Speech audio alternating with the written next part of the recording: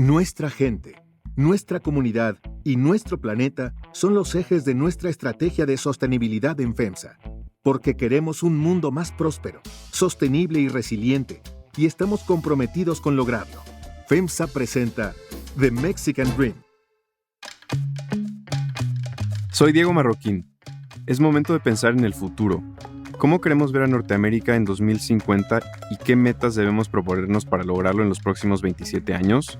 Soy Roberta Jacobson, ex embajadora de Estados Unidos en México. Participaré con los jóvenes en esta reflexión de largo aliento, tratando de detectar qué nos toca hacer hoy para que ellos, porque no sé yo dónde voy a estar, tengan un mejor futuro regional. Soy Alexandra Helfgott. ¿Qué metas se deben trazar para hacer de Norteamérica la región más próspera y competitiva del mundo? Soy Alex Voisin. Es importante intercambiar puntos de vista intergeneracionales y pensar hacia dónde queremos movernos. Y yo soy Ruth Valladares. ¿Cómo creemos que pueden complementarse lo local, lo regional y lo global en el 2050? Como canta Raúl Seixas en su canción Preludio, el mundo es de quienes hacen realidad sus sueños. Sin importar dónde o cuándo los realices, hay sueños que soñamos solos. Hay otros que se sueñan en conjunto. Esos son los que se hacen realidad.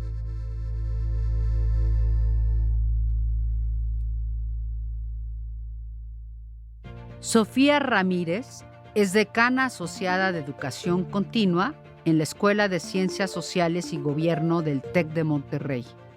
Directora general de la organización civil México, ¿Cómo vamos? Sofía Ramírez, muchísimas gracias por estar con nosotros en The Mexican Dream y bienvenida. Muchas gracias, Roberta. El gusto es mío. Regresar a The Mexican Dream es uno de los sueños justamente de alguien que se dedica a promover información económica y sobre todo la importancia que tiene para el bienestar esta integración comercial de los tres países. Bueno, gracias. Y ese episodio hemos hablado de cómo va a haber una América del Norte o la relación bilateral entre México y Estados Unidos en 2050. Un año en que, bueno, yo voy a tener como 90 años, no sé si voy a estar, pero seguro que ustedes y los jóvenes que participan en el podcast van a vivir en el mundo y en esa relación bilateral. ¿Cómo ve la situación? ¿Cómo va a desarrollar esa relación hasta 2050? Pues mira, creo que empezaría por decirte que yo soy sumamente optimista porque no importa realmente qué pase en el contexto político, en el contexto electoral.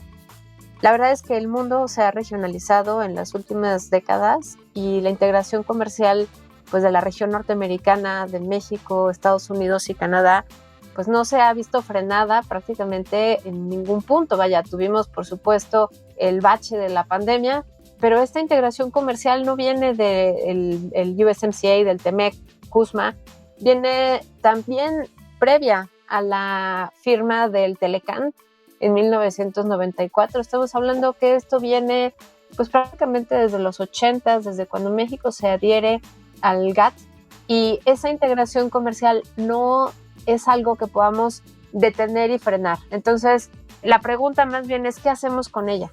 ¿Cómo le hacemos para que Norteamérica siga siendo este gran transatlántico que avanza junta de manera coordinada y que mantiene su presencia como porcentaje de la economía mundial en 1/3, que no la pierda? Pero punto número 2, y creo que más importante, que encuentre cuáles son los hitos y las metas conjuntas que queremos compartir, que yo te diría parto del bienestar y la prosperidad, no solamente como calidad de los servicios públicos, sino como calidad del empleo y la capacidad de la gente de procurarse una buena vida en los tres países. Y eso lo podemos ver en distintas métricas ya ahorita, entre otras el índice de progreso social que medimos en México Cómo vamos, junto con el Social Progress Imperative. Hemos hablado en ese podcast sobre el rol de los gobiernos, pero también el rol que juega la sociedad civil, universidades, familias, porque tenemos familias binacional o trinacional puede ser. Y a veces a mí me parece que el pueblo, digamos, o la ciudadanía ya está avanzando mucho más que los gobiernos.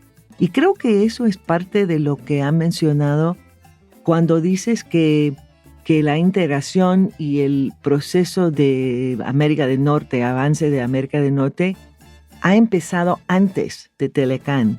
Y para mí es muy interesante hablar un poquito sobre el rol del sector privado, del sector estudiantil o de los ONGs, de la sociedad civil, movimientos sociales, y cómo ellos participan para integrarnos o para mejorar la situación nacional.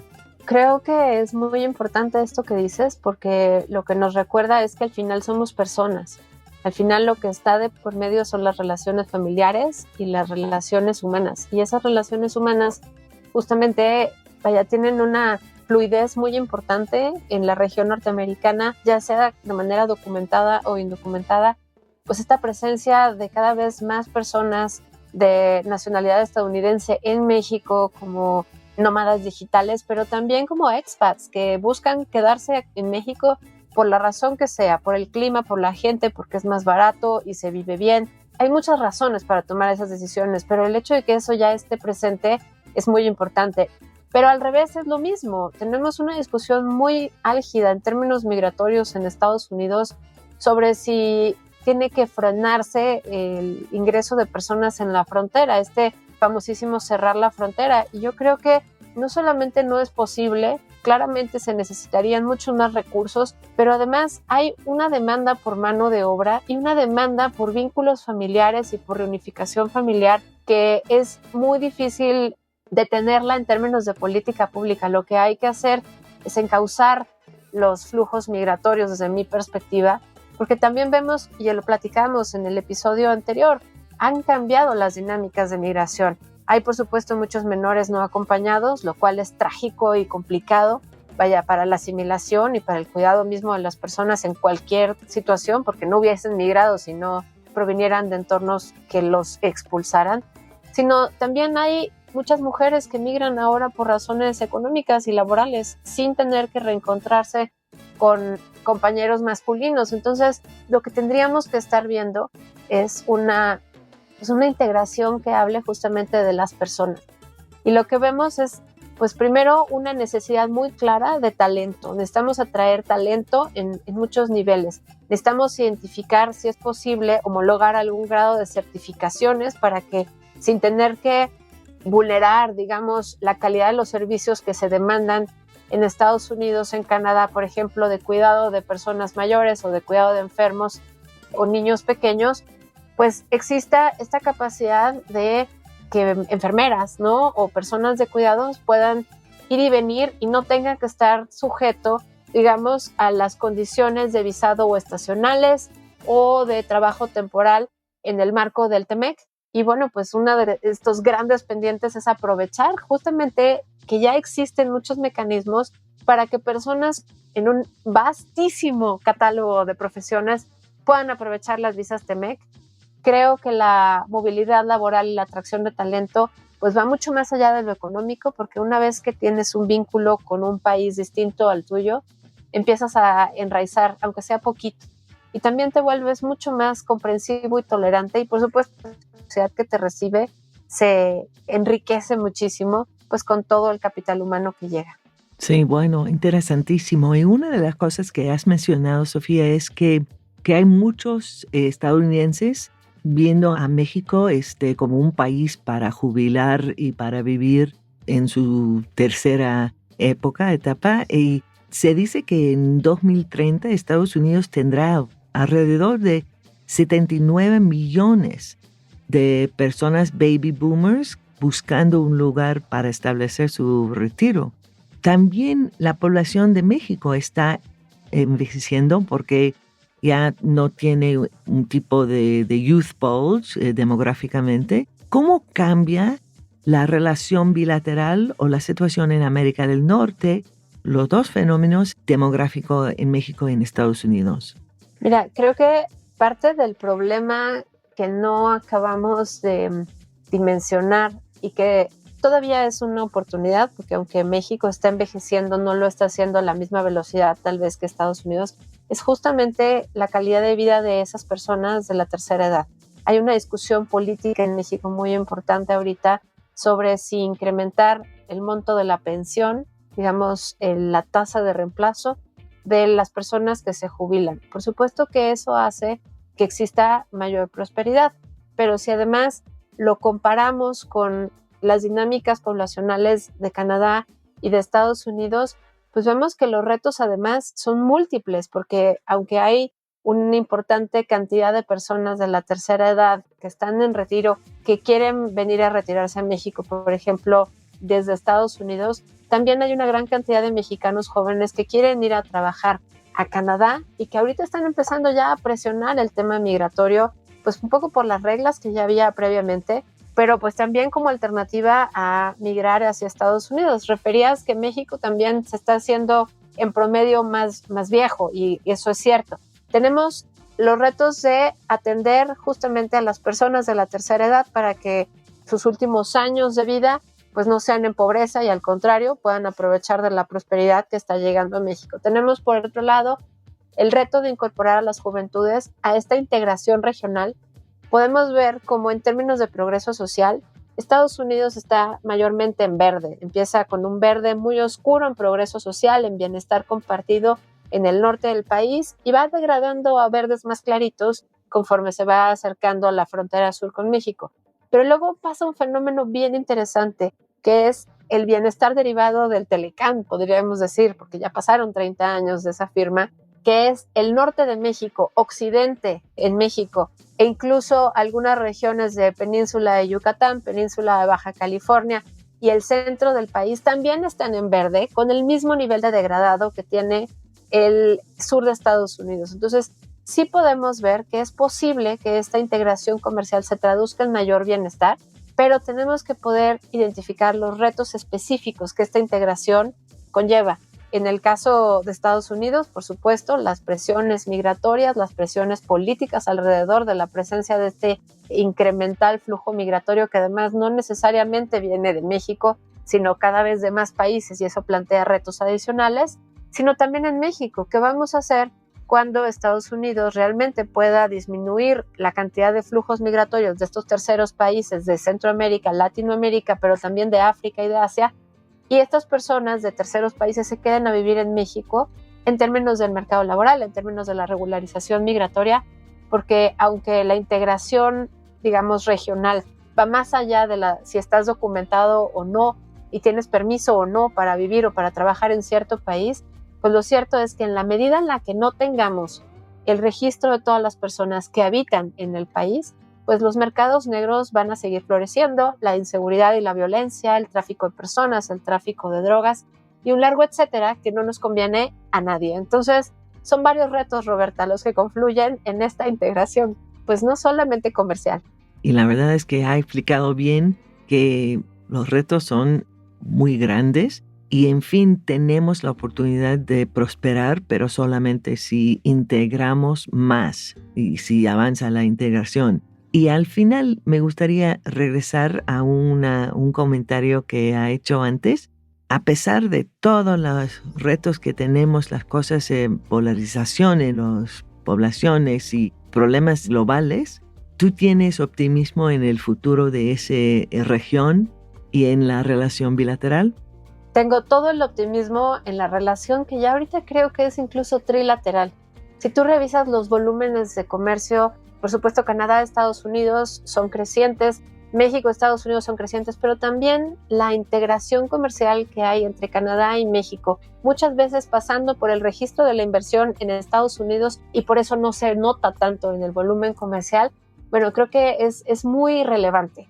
Yo cerraría con el mensaje de que Norteamérica es este gran transatlántico al cual podemos subirnos o bajarnos para llegar a nuestro destino conjunto, pero si nos subimos vamos a llegar de mejor forma, más seguros, más rápido, que si lo hacemos de manera separada a cada uno de los países. Y al final, esta gran hazaña llamada Norteamérica, pues se distingue por varias cosas. Primero que nada, porque tenemos un porcentaje de la economía mundial muy importante, de casi el 30%, pero también esta integración comercial ha beneficiado en términos de prosperidad y de empleo no solo a México, sino en gran medida a Canadá y a Estados Unidos, porque el GDP per cápita, el PIB per cápita en estos dos países ha aumentado más del 30% desde los años 90, mientras que en México solo ha aumentado pues casi el 20%. Entonces, sí podemos ver que esta integración ha traído beneficios para los tres integrantes de esta relación.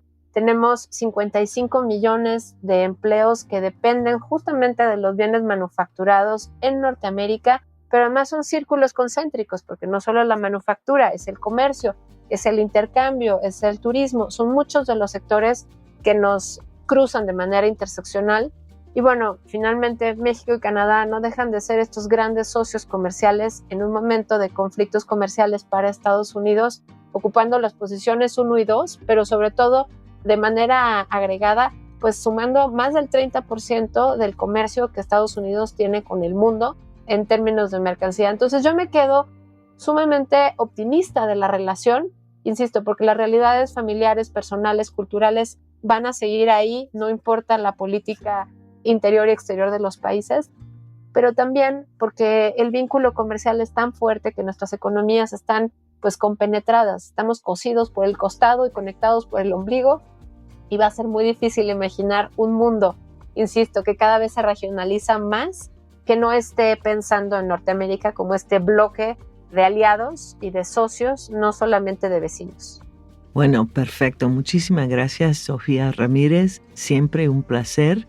Quizás vamos a hablar otra vez sobre esa región cuando tenemos el Mundial en 2026, como otra manera de reflejar la integración y la importancia de América del Norte. Gracias, Sofía, por estar con nosotros. Gracias a ti, embajadora. Gracias, Roberta. México podría ser la 7ª economía mundial para 2050, de acuerdo con un análisis de PricewaterhouseCoopers, el cual reveló que para ese año el país podría superar incluso a Alemania y Reino Unido en términos de paridad del poder adquisitivo. Por su parte, Estados Unidos será la 3ª nación en importancia global como resultado de su ciclo económico y su envejecimiento poblacional. En el 2030, Estados Unidos tendrá alrededor de 79 millones de los llamados baby boomers buscando un lugar para establecerse en su retiro. De la misma forma, actualmente Estados Unidos se encuentra en transición a formar una democracia multirracial. Si bien este cambio actualmente está siendo controversial, la inclusión y la diversidad en la vida pública de Estados Unidos está avanzando.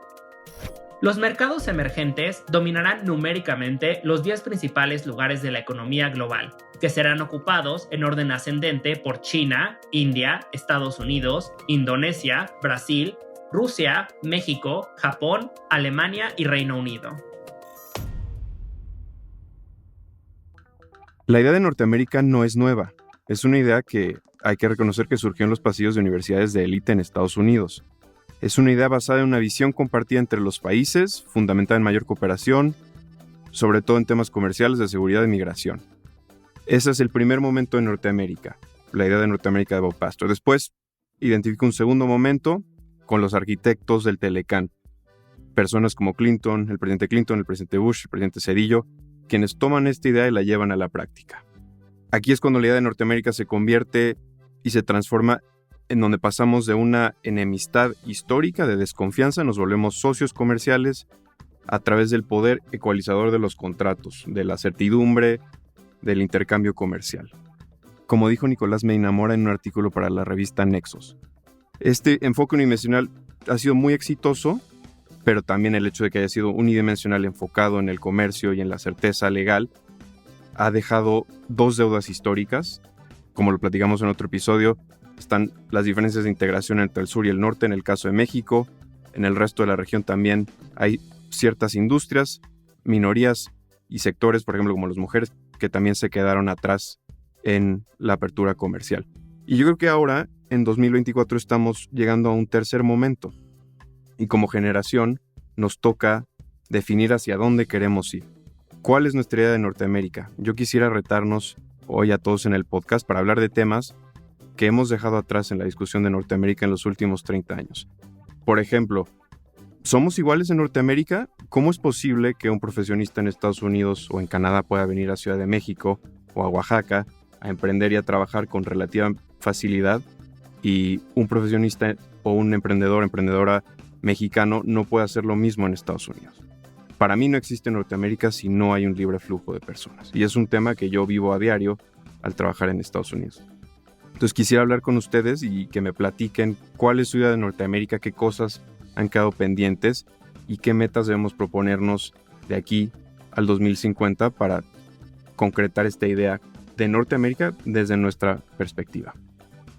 Una de las cosas muy interesantes para mí es que yo también, totalmente de acuerdo con Diego, que una de las cosas más que me gustaría ver con mis 90 años, si tengo en 2050, es que tenemos realmente movilidad laboral, movilidad de personas, donde los trabajadores pueden mudar o ir al lugar donde hay trabajo, se puede recibir capacitación y todo eso.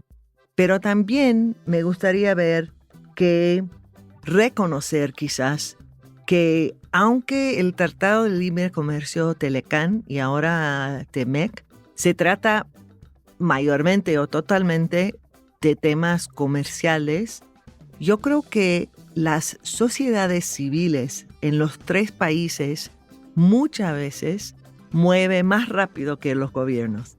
Así que si estamos hablando especialmente de cosas de cultura, de cocina, de arte, de cine especialmente, ya tenemos una integración que fue más natural, no fue fomentado francamente por gobiernos, y esperamos que esos tipos de lazos y de integración son mucho más o duran más tiempo. No necesita revisar acuerdos, no necesitamos preocuparnos en cuál es el líder del país, porque esos fueron un proceso de integración ciudadana, ¿no? Yo concuerdo completamente con la embajadora y con el punto de Diego de la movilidad y las desigualdades en las posibilidades de movilidad. Para mí, algo que me preocupa en los años que vienen es el cambio climático y cómo eso va a causar más desplazamientos de los que estamos viendo hoy en día, que son muchos, ¿no? México y Estados Unidos y Canadá somos una región que también está muy vinculado con Centroamérica, con Sudamérica. Muchos migrantes pasan por México, Estados Unidos. O sea, es un lugar importante en ese sentido. A mí me gustaría ver una colaboración que realmente evita las rutas muy peligrosas y que busca oportunidades para las personas mexicanas, estadounidenses, canadienses y las otras personas que llegan a nuestra región, ¿no? Podríamos ser un modelo para otras partes del mundo que incluso durante las crisis ambientales, crisis de desplazamiento, que hayan soluciones y que esas soluciones se dan cuando colaboramos y no cuando actuamos nada más pensando en lo nacional. Mi preocupación también va en el sentido de qué va a pasar con los recursos naturales en el futuro, pensando en que en 2050 yo estaría a punto de cumplir ya 60 años. Yo creo que es buen momento para empezar a trabajar al respecto. Recientemente estábamos viendo unos datos del Banco Mundial que nos hablan sobre que el 6% de la población total de nuestro planeta es indígena y somos los responsables de resguardar el 80% de los recursos naturales. Entonces creo que una responsabilidad tan grande está centrada en una población realmente muy pequeña en relación a todo, ¿no? Entonces muchas veces nos preguntamos qué es lo que estamos haciendo ahorita para contribuir a un futuro pues un poco más sostenible, ¿no? Y me gustaría compartirles rápidamente, nosotros en la chocolatería tenemos un programa denominado La Escuelita del Cacao, donde trabajamos con niños, donde anteriormente nosotros ya trabajábamos con agricultores. Y bueno, nosotros diseñamos este programa intergeneracional para empoderar a lo que llamamos una nueva generación de guardianes del planeta, principalmente porque el Foro Económico Mundial acaba de publicar la lista de los 10 principales problemas que vamos a tener dentro de 10 años. Y nos llama mucho la atención que de los 10, los 4 primeros tienen que ver directamente con la disposición de los recursos naturales en nuestro planeta. Como este es el último episodio del podcast, me gustaría que fuéramos un poquito más propositivos y que cada quien diera una meta sobre lo que les gustaría que Norteamérica lograra de aquí al 2050. Mi idea es movilidad laboral y libre flujo de personas. Yo creo que eso es se antoja bastante complicado, pero tenemos 27 años para trabajar en eso. Bueno, quizás puedo sugerir que yo me gustaría ver que los 3 países han colaborado de una manera profunda en combatir el narcotráfico y que con el cambio de drogas mayormente usados a unos que son sintéticos, una posición geográfica como México quizás no es el problema para México como es ahora, porque no necesita agricultores como coca o marihuana o amapola, y que los 3 países termina de echar la culpa al otro y trabajar en serio contra la demanda y el tránsito de drogas y la oferta, y que realmente hemos bajado el uso de ese tipo de drogas y que los carteles mismos ya no tienen un modelo de comercio, y ojalá podemos bajar la violencia y fortalecer el imperio de la ley. Yo propondría que haya más oportunidades y también enfoque en temas de nearshoring y el fortalecimiento de cadenas de suministro. Y espero que haya como más aprendizaje de las lecciones que hemos visto y aprendido en el pasado. Por ejemplo, con la pandemia vimos que tenemos que tener cadenas de suministro que estén fuertes, y también aprendimos que más vale prevenir que curar. Pero a veces en momentos de calma y tranquilidad, pues dirigir recursos financieros a temas así para preparación y prevención pues no es tan común. Entonces espero que hayamos aprendido esas lecciones de que tenemos que prevenir. Muy buena idea, y creo que aterrizado de aquí al 2050 podríamos decir, ¿por qué no? Que deberíamos tener una agencia trinacional que se enfoque en mitigación de riesgos en casos como el de la pandemia. Y en el caso del nearshoring, por ejemplo, ahora México, Estados Unidos y Canadá, 50% de lo que comercian, lo comercian entre ellos y lo demás es con el resto del mundo. ¿Por qué no de aquí al 2050 que ese 50% sea 70%? Y yo creo que es muy interesante también pensar en una agencia trinacional, porque eso, para mí, eso es un ejemplo especialmente puntual, porque yo creo que la mayoría de los problemas que nos enfrenta ahora son transnacional. Si estamos hablando de salud y pandemia, eso no respeta fronteras. O de narcotráfico, hemos visto que no respetan fronteras. O de recursos naturales y medio ambiente. Así que de atacar esos problemas de manera nacional, como dice Alexandra, o de manera unilateral, no vale. No va a tener éxito en esa manera. Y también creo que tiene que haber como más tratamiento parejo en cuanto a la relación de Estados Unidos con México, como la manera en que Estados Unidos trata a México como una pareja. Socios iguales. Sí. Yo estoy completamente de acuerdo. Justamente lo que yo propondría es un fuerte enfoque en la desigualdad, no solamente entre personas, sino entre países. Porque es que toda la cultura estadounidense llega a México, pero muy pocas cosas de México llegan a Estados Unidos. Eso es un ejemplo de muchos otros a los que estás aludiendo, Alexandra. Entonces, para mí un fuerte enfoque en la desigualdad es fundamental, porque el cambio climático, el narcotráfico afectará a ciertas poblaciones más que otras. Entonces, tomando eso en cuenta, es muy importante en mi opinión. En mi caso, y respondiendo a tu pregunta, Diego, mi interés especial van a ser los recursos naturales, ver de qué manera las políticas públicas de los 3 países se complementan de manera que durante mucho tiempo todavía tengamos disposición de recursos naturales para justo complementar todo lo que ya mencionamos anteriormente. Y eso me gusta porque cada uno tiene una perspectiva diferente de acuerdo a su experiencia, y creo que todos juegan un papel importante para la relación bilateral entre nuestros países. Y además hemos visto que la desigualdad en los Estados Unidos está creciendo. Y una de las cosas más que puedo rezar es que tenemos una situación en que México regresa o llega a un país mayoritario clase media, ¿no? Majority middle class, porque en eso si podemos crecer la clase media en México y asegurar que continúa de existir una clase media robusta en los Estados Unidos, eso mejora muchísimo la situación de desigualdad entre países y dentro de países. Sobre ese punto hay una analogía muy buena con la que me gustaría cerrar el capítulo. El embajador Jeffrey Davidow hace ya varios años habló de la relación entre México y Estados Unidos como una relación entre un oso y un puercoespín. El oso, siendo Estados Unidos, es mucho más grande, en algunos casos más agresivo. El puercoespín es más chiquito, es una relación asimétrica en donde el puercoespín en la mayoría de los casos está a la defensiva. Creo que muchas cosas han pasado en los últimos 3 años. México es el principal socio comercial de Estados Unidos.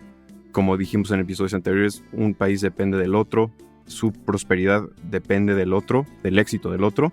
Creo que ahora estamos en otra analogía completamente diferente. Creo que a mí me gusta pensar en la relación México-Estados Unidos como una relación de 2 puercoespines, donde se tratan como iguales. Son 2 puercoespines en una noche de invierno, en donde si los 2 puercoespines deciden cada quien irse por su lado, pues van a pasarla mal, van a pasar frío y no es el escenario ideal. Si se acercan el uno al otro pero no hablan entre sí, van a terminar espinándose.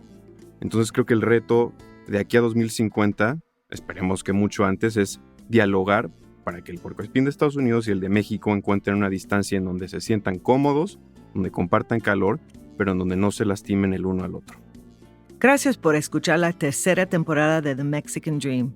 Primero quiero agradecer a nuestra audiencia y quiero agradecer especial a los 5 jóvenes que me acompañan durante todo ese podcast: Alexandra, Alex, Ruth, Diego y Carlos. Muchísimas gracias por su perspectiva. Yo siempre aprendo de ustedes y tengo mucho más optimismo porque el futuro está en sus manos. Muchas gracias.